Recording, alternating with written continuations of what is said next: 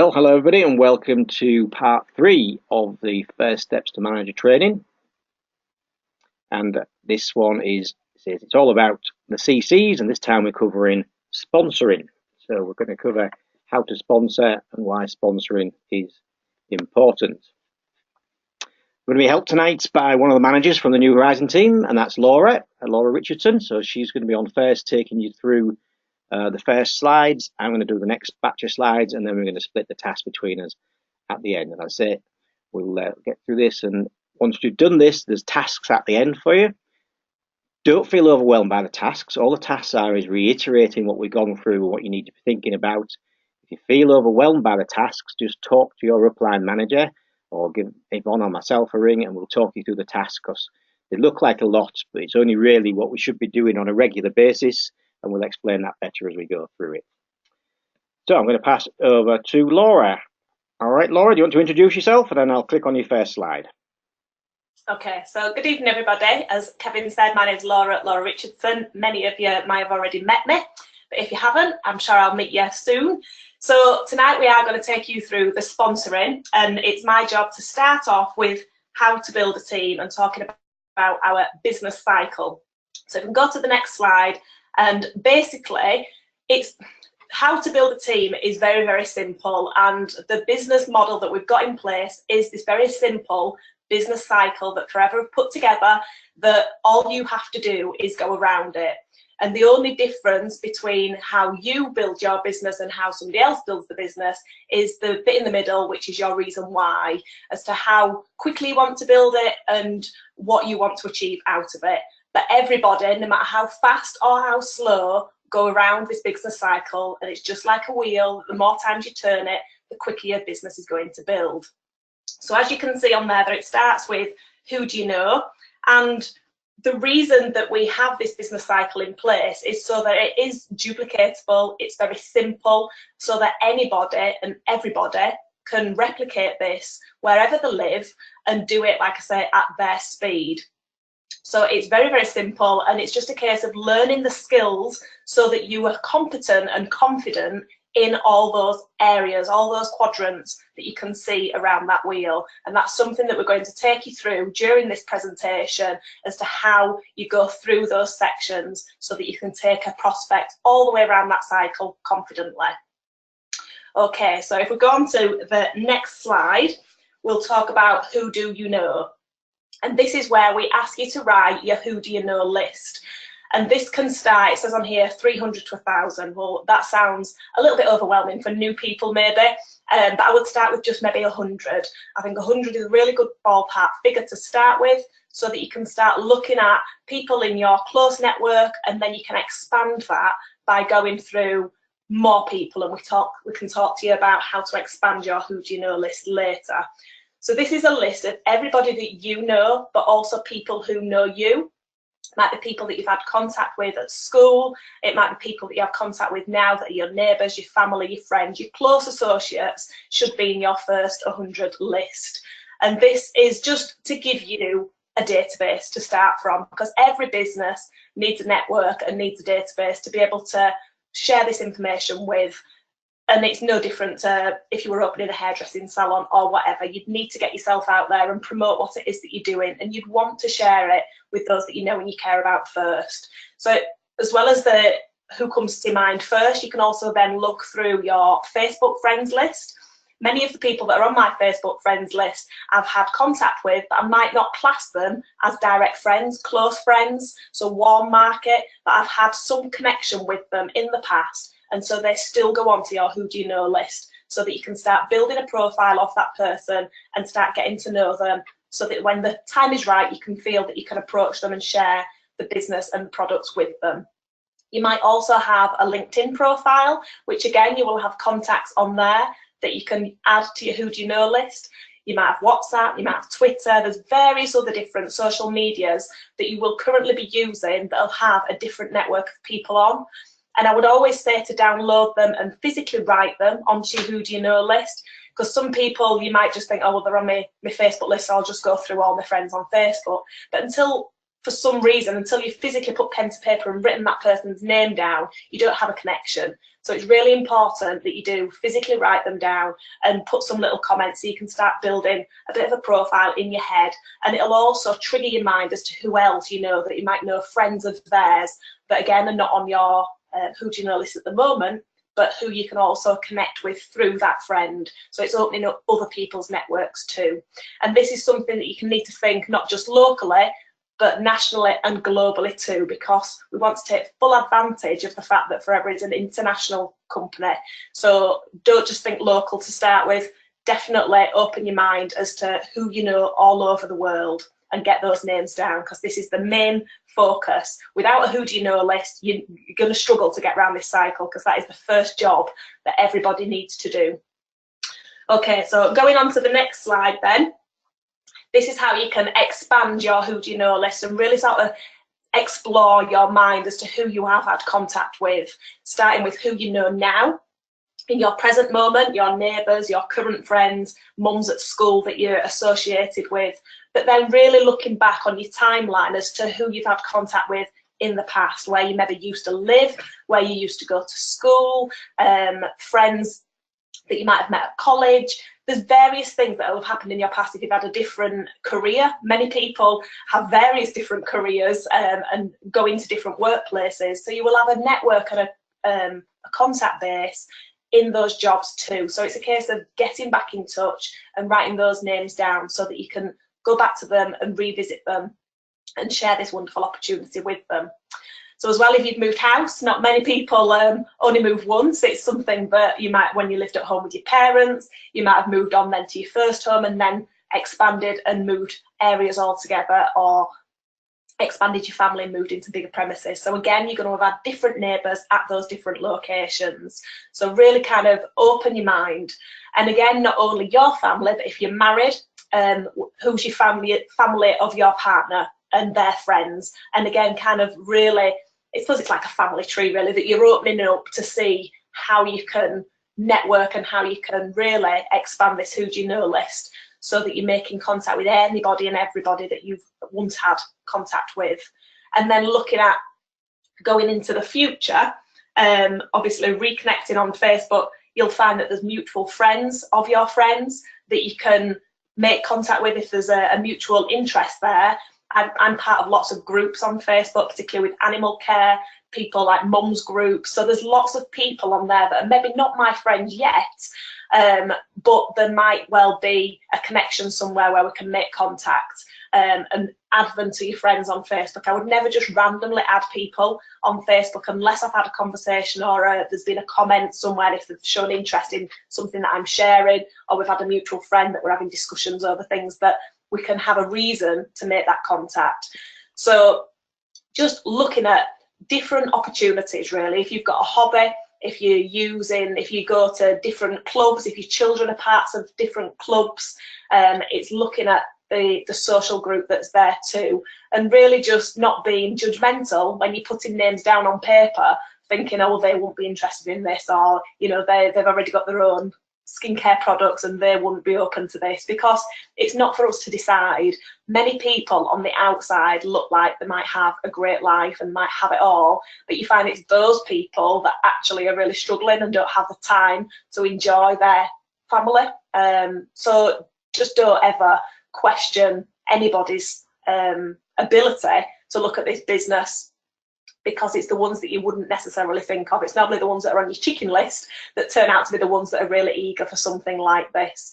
So once you've expanded that, add them all to your who do you know list, and then it's a case of going round to actually make contact with them. But before we do that, we need to profile them. And this is a really, really valuable exercise that a lot of people skim over because they think, oh, well, I already know that person, so I don't really need to profile them. But again, until you put pen to paper and start looking at their personality types, what their hot button might be, what their background is, it kind of joins the dots for you. And it gives you a reason to contact them. If you know that you've got somebody who has got a young family, but they've not been on holiday for 5 years because they're struggling financially, then you can go in with the opportunity and show them a way that they can earn some extra income so that they can have that family holiday. It might be that you don't think at this moment in time that the business would be for them, but it might be a reason to get in touch with them to offer them the products. If you've got friends that are forever yo-yo dieting and trying everything possible to lose weight, then it might be that you go in with a clean 9 and explain to them the benefits of a clean 9 and offer them some more information. So this just kind of fine-tunes your reasoning for calling them. You need to have an objective when you pick up the phone. So it's like getting in the car, you need to know where you're going to be driving to. So when you pick up the phone, you need to know what you want, what outcome you want from that call. Are you going to be meeting them for a one-to-one? Are you going to be organising a sample basket? Are you going to be organising a launch? Are you just going to meet for a one-to-one coffee and just share some information about what you've got to offer? And the approach and how you contact them will differ from person to person. And we always say it depends how you would normally contact this person. I've got friends on my Facebook that I would probably, well, I don't even have their contact numbers, but they would be shocked if I picked up the phone and randomly called them because I might not have had contact with them for 8-9 years.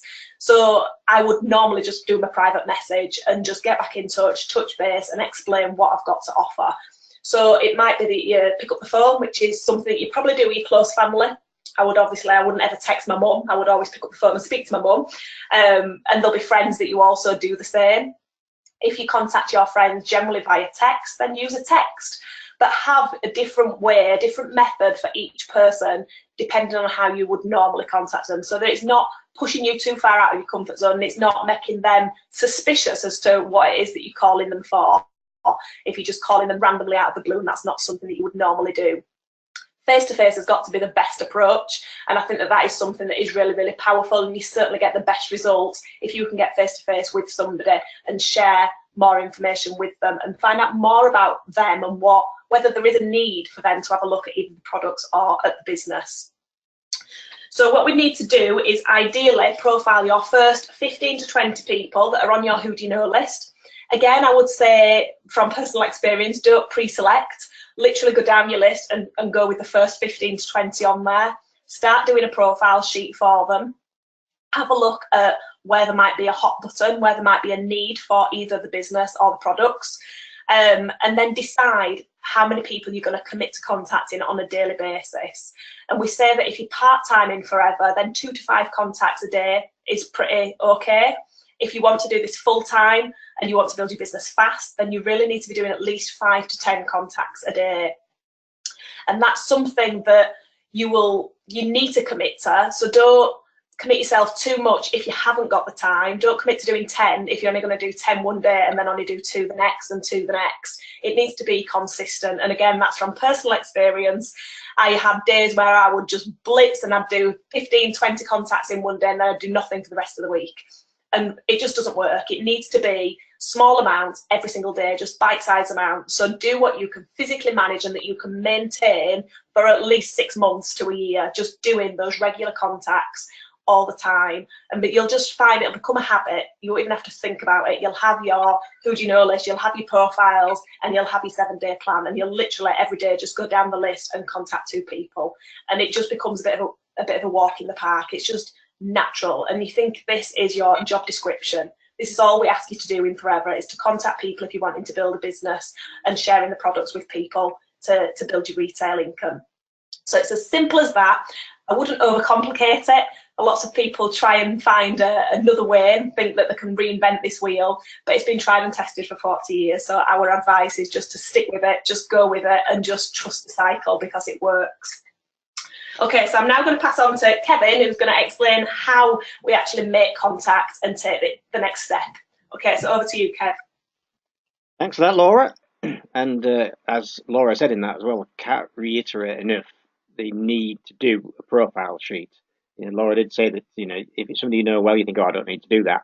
But you need to do it to get in the habit of doing it so that when you talk to people, you can see what you've written down. Like it says, on the screen there, you can see that one of them's a fitness instructor, one of them's an HR manager, one of them, their objective is no mortgage, and the other one, the hot button is the fitness.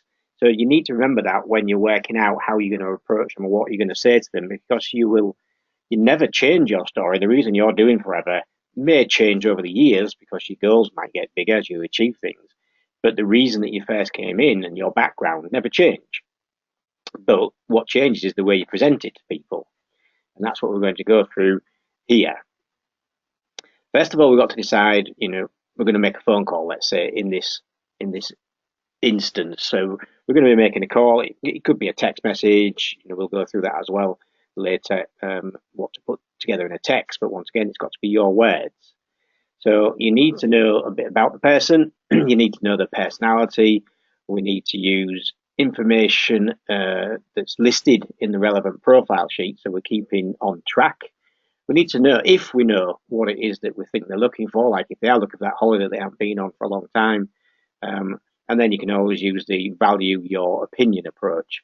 Now, interestingly, some of us managers just been away recently for a weekend strategy planning and having some fun as well. And the barn we were staying at, as a barn conversion, was a fabulous conversion. And the farmer and his wife that owned that were just across the road, and they've just bought yet another one that's even bigger, and they're making even more luxurious. However, when we got talking to him, he was telling us what a mess they're in with farming, how much debt there is around now, and because of Brexit, they don't know what's going on, and he feels that he will soon be giving up farming. And therefore, this is why they've started to go into having holiday cottages, because it gives them another income. So guess what? They're looking for another income. There's the perfect way to start talking to somebody. You listen to them, and then you can then offer them an opportunity to help them with what they're doing, what the present challenges are. And when you know somebody, that's the information that you can always put down on your profile sheet. So it says preparation. You need to use your story to make an effective call. Now, there's an example on here.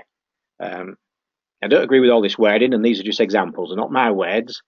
So this is somebody who's in childcare, and as you can see, it says, I run my own childcare business, which is very successful, but the income is good. Now, I don't know why you put a but there. I would say it's very successful and the income is good. The challenge, and this is how you would put your story, challenge, however, the hours are very long and it's very stressful with so much paperwork and red tape. I was definitely looking for a better way, definitely looking for something else.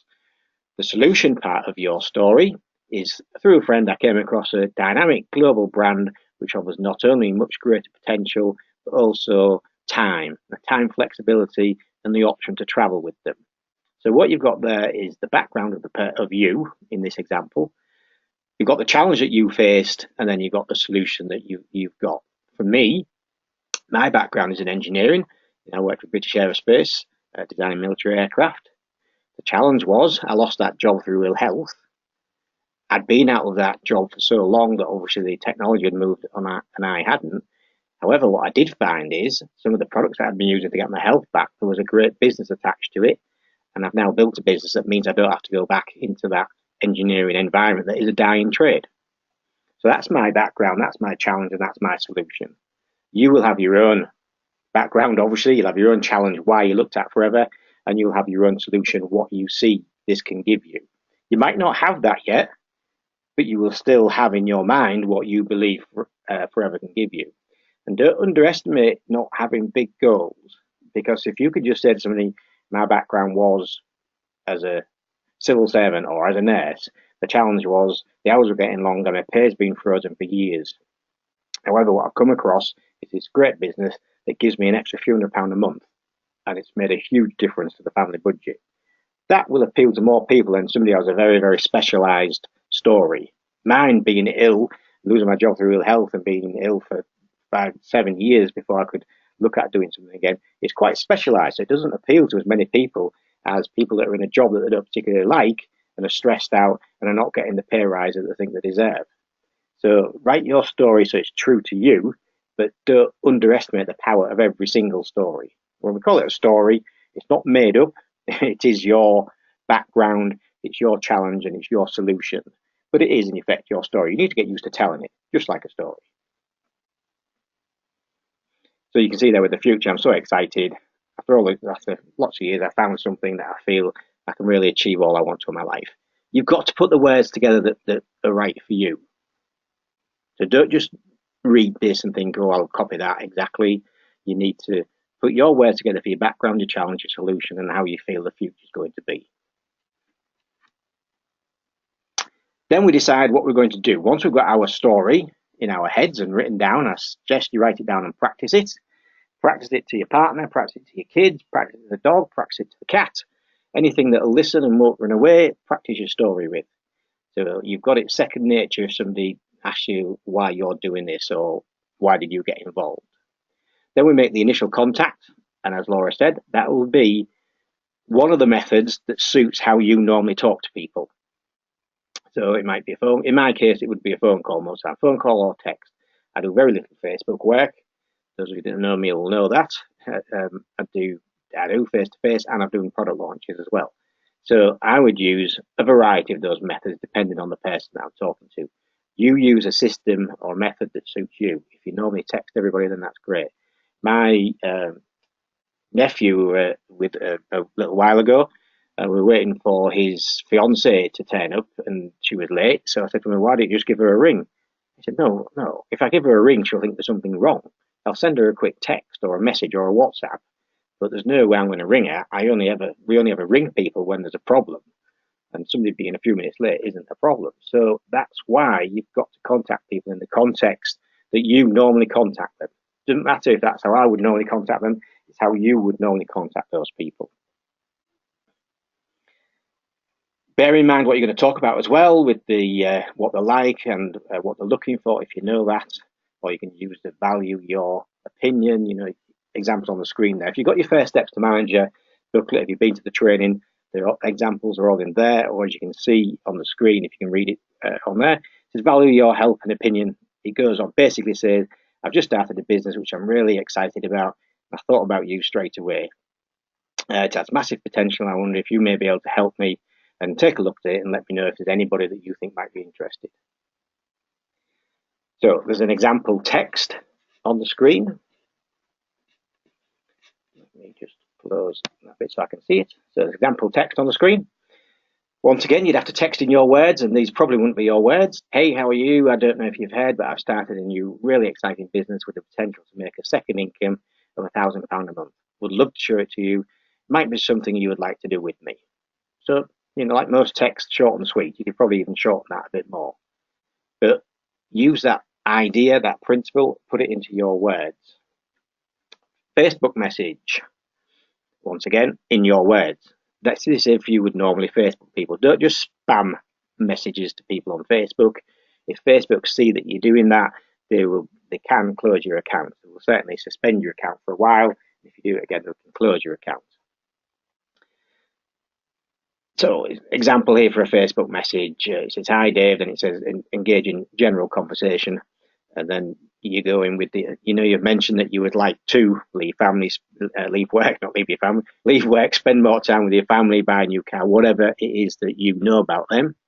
Well, I think I found a way for you to achieve that. If I sent you a video link, would you have a look? I think it would be perfect for you.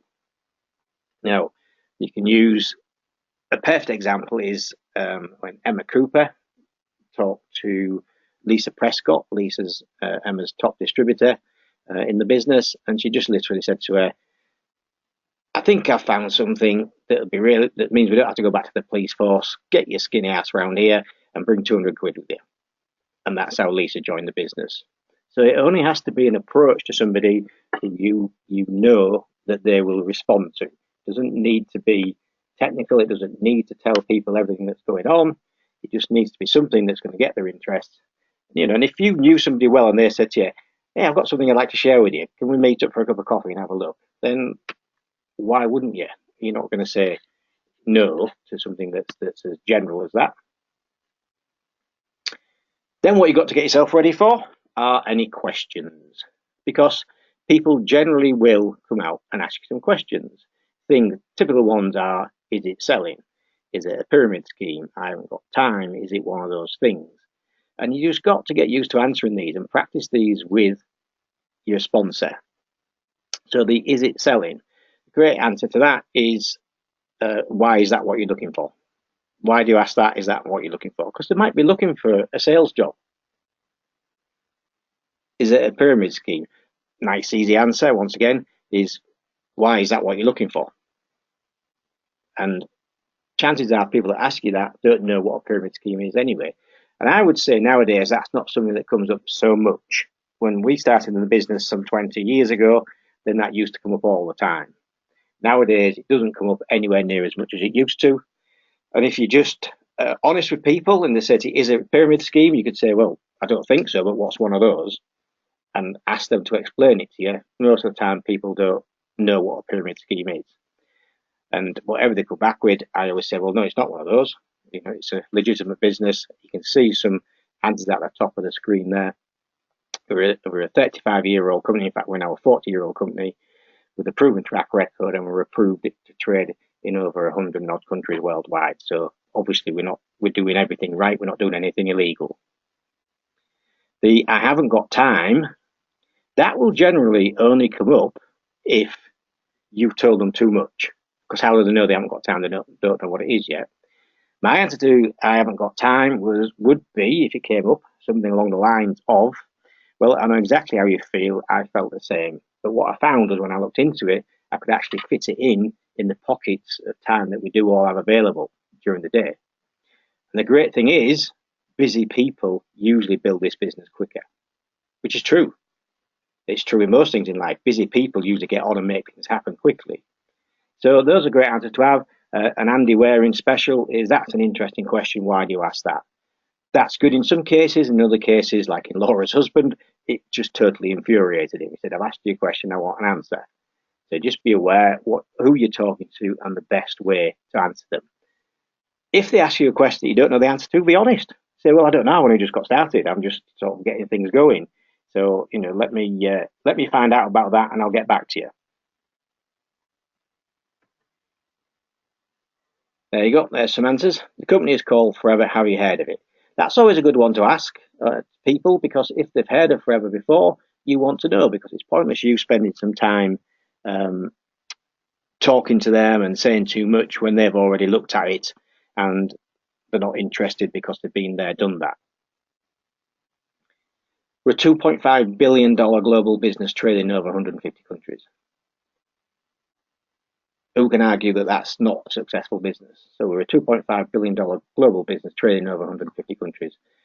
And yet you've never heard of us. That shows you how much expansion we've got to go yet. We've got an impeccable 35-year track record. We're cash rich and debt free. Now, I wouldn't always use these words, but I would use something along those lines.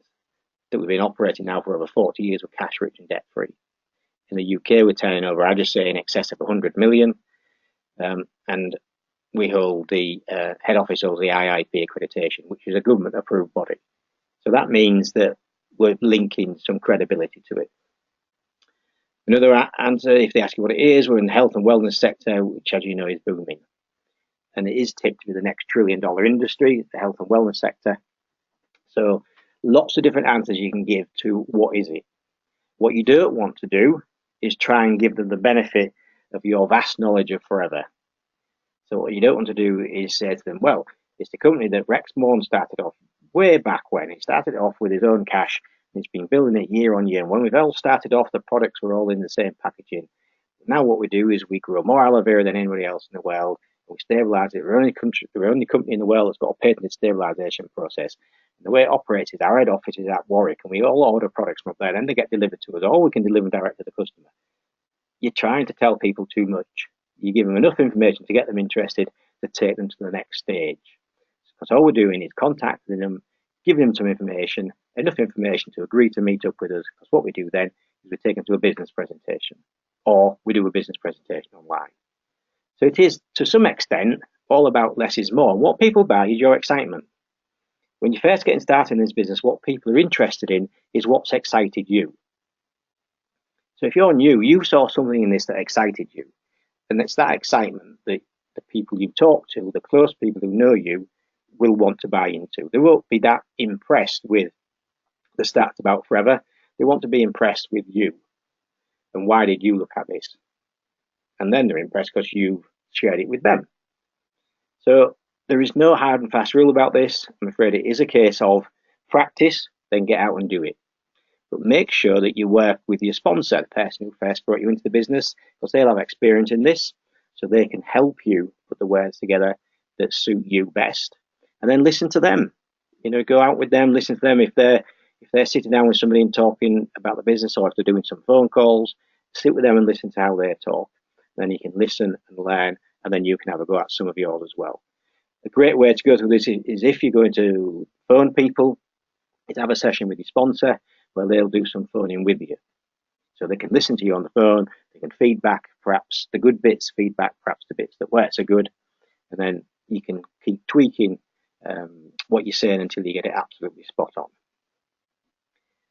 So, as we said, it's not rocket science, it's not difficult, it's just a case of getting some facts into your head, so if people ask you questions, you've got answers to it. This is why going to a business presentation as regularly as you can is a great thing to do, because it gives you all the information that you see at a business presentation all the time. You can then just lodge that into your brain, so whenever somebody asks you, you can just bring the points back out again and tell them what you've learned at the business presentation.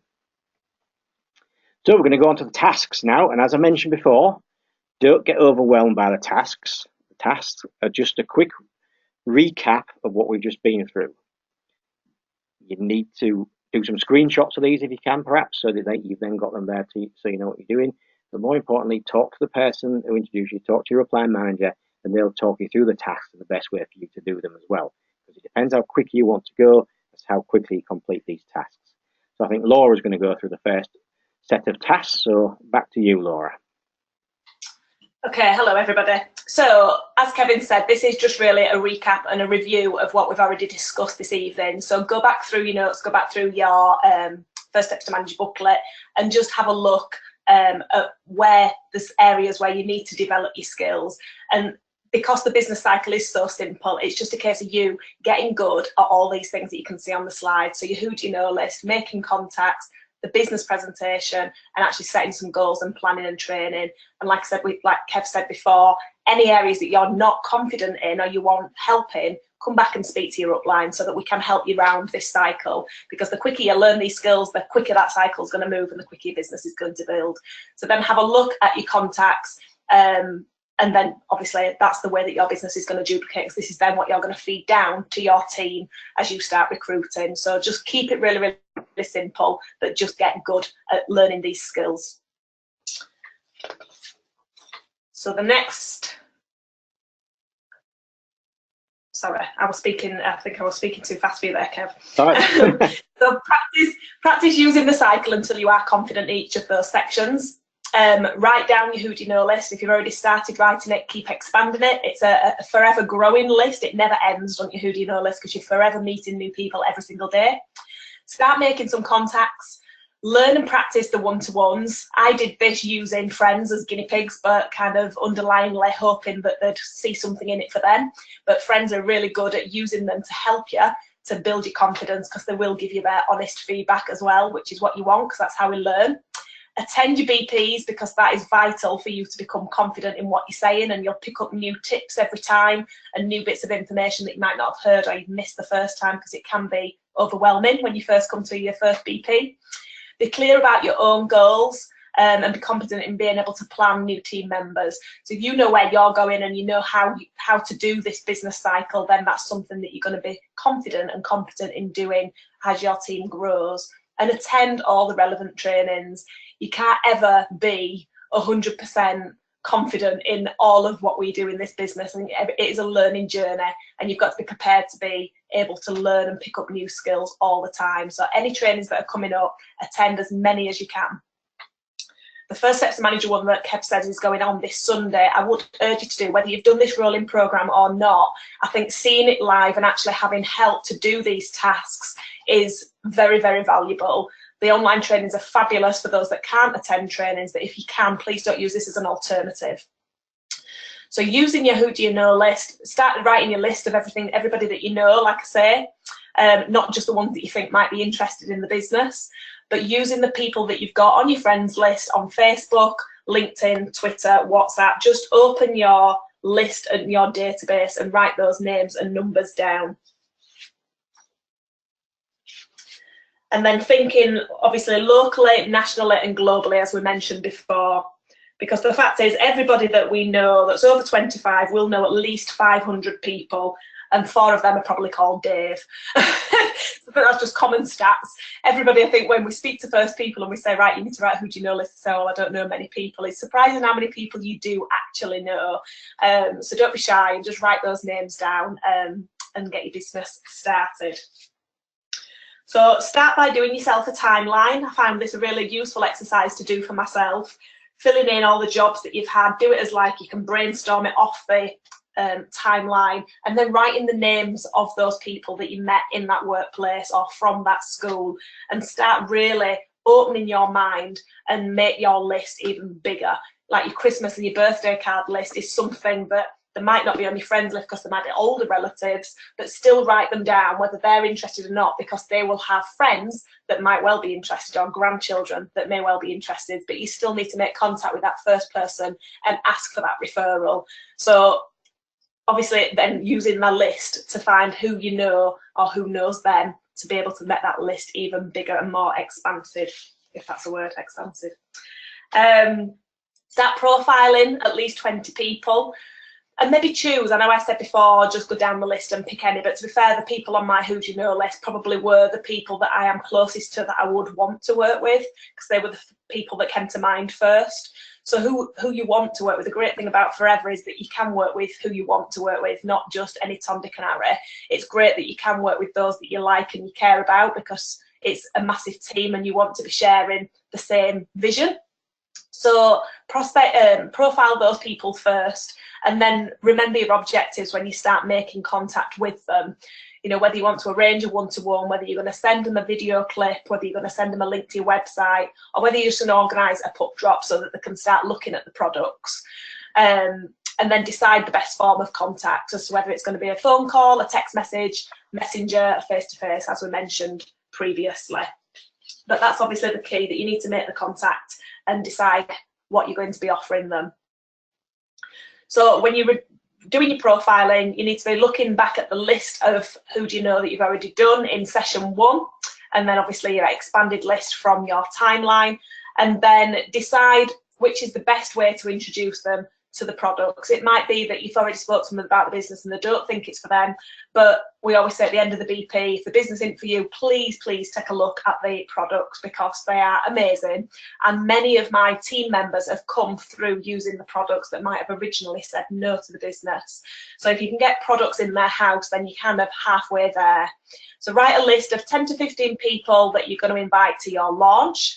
If you've not yet had a launch, this is a fabulous way to get your business started, but I also think it's something that all FBOs should do on a monthly basis, just because we're always meeting new people and they need to be exposed to the new products. Write a list of 10 people that would maybe be interested in having a sample pack. Write a list of 10 people who would welcome more energy, glowing skin, strong nails, glossy hair, and might also want to lose a few pounds. And then write a list of 10 people that you could meet for a coffee and just share the products with face to face. So as soon as you've written that list, that is a great way to just get started and get out there. Just be excited, be you, and share your passion. So as we said before, nobody has spare time. It's absolutely impossible. We're all busy, busy people. But if you can commit to just doing 2 to 5 contacts a day, if you want to be part-time, if you're doing this alongside being a parent or alongside a full-time job, but if this is your only income and this is what you're wanting to really develop and grow into your long-term career, then doing those 5 to 10 contacts. But as long as you commit to doing something every single day, I can promise you your business will grow. So I'm going to hand over to Kev now, who's going to finish off the other tasks. Like I said, they're not actually tasks as such, it's just a review for you to revisit and actually go away and do some activity. So I'll hand back to Kev now and I will be quiet. But thank you very much. I hope you've enjoyed that. Thank you, Laura. So yeah, just moving on from that, back to the making contact. Review the various scripts in relation to how you're going to use them to the profiles of your first 20 contacts. If you know the need, you need to identify that, and if you know the hot button, you need to identify that. The hot button is just something that you know they want. Then you decide just on the most appropriate way to contact them, be it a phone call or whatever. If it's a phone call, then obviously you need to know about the personality, the character, use the profile information, prepare your story so far. So this is when you need to have your story sorted out as to what you've been doing, what the challenge with that was, what you saw, where you see it taking you. Yeah, so quickly sort that out. and then you can get on and start making contacts with people. Run it past your sponsor first. Run it past the person who introduced you, or run it past your upline manager first. Get your story done and then run it past them so they can have a listen to it and tell you if it needs any tweaks or changes. So there we go. What was life like before you found forever? What challenge did you want to overcome? How did you find forever? So this is why only you can write it. We can't write it for you. If you think back to the childcare business example, the thing was the person loved the job. The challenge was all the red tape. The income was great, but the income was great. They loved the job. The challenge was all the red tape and the time it took up. And then what they saw was somebody showed up forever, so they saw they could have more time and still get a good income. And what they see in the future is being able to have less stress in their life and be able to travel more.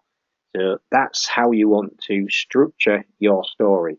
When we do this live, like on Sunday, we actually give you time to write your story there, so we can go through it with you. We can get some people to share it so you can tweak it while you're there. This is why there's seen so many tasks here. It's because when we're doing this live, we would get you to do these as we're going through the day. But when we're doing it like this, we don't want to keep stopping, sending you away for half an hour and coming back. So we've given you all these tasks here because we're just reiterating what needs to be done, and this is what we would normally do. As I say, when it's live, we do it live, as the name would suggest.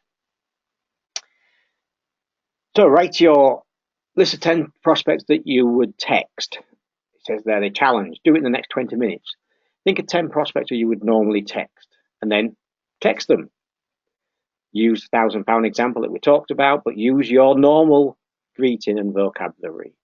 Write a list of 10 prospects that you could Facebook message, and message them. This is when you've got to decide how you're going to fit this into your life. We're saying do it now, but it's entirely up to you when you do it. The sooner you do it, the sooner your business starts to grow. Usually, you mention scripts. So if you know that they did mention that they'd fed up with what they're doing, they'd like another holiday, they haven't had a holiday for years, they'd like a new car, put that in your message, but use your language. And then prepare yourself for any questions that may come along. So think about how you're going to answer those questions. What is it? Is it selling? Is it one of those things, a pyramid scheme? I haven't got time. So you need to review how you're going to answer those sort of questions when they come up, because you've got to be you. You don't want to be one of these people who's reading from a script. We've all had them cold callers, and you try to interrupt them and they just carry on. So you don't want to be like that. You need to be naturally you, but you also need to be giving them back truthful answers. So it suggests here things like the feel, felt, found. Yes, I know how you feel. I could actually, what I felt, but what I found was I could actually fit this in around a very busy lifestyle. Find somebody you can buddy up with. If there's somebody local to you that's in your team, not necessarily directly related to you, so to speak, in the team, you can work with them. You can practice your story on them. They can practice their story on you. But do practice it before you start doing it to other people. But practice it soon. Don't put off ringing other people because you haven't practiced your story yet.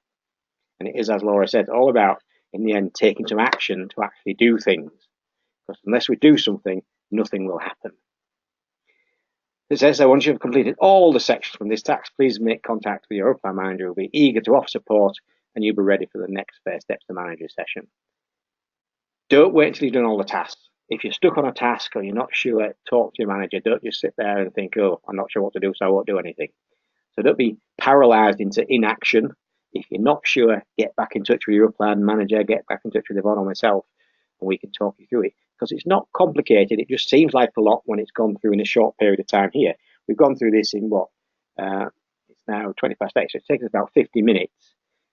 Your tasks are obviously going to take you longer than 50 minutes, but they're part of your business. They're part of the structure of that wheel that Laura started off explaining at the beginning. So there's only 4 sections to the wheel. So all we've got to do is do the tasks that fit into those sections. And the more we do them and the quicker we do them, the quicker our business builds. If you want to build a business very slowly, do the tasks slowly. If you want to build a business quickly, you need to do the task quickly. It's as simple as that. But at the end of the day, it's your business, so it goes at your speed. So I'd like to thank Laura very much for her assistance tonight. That's the end of the presentation. I'm going to stop this recording now, and then I can answer questions at the end.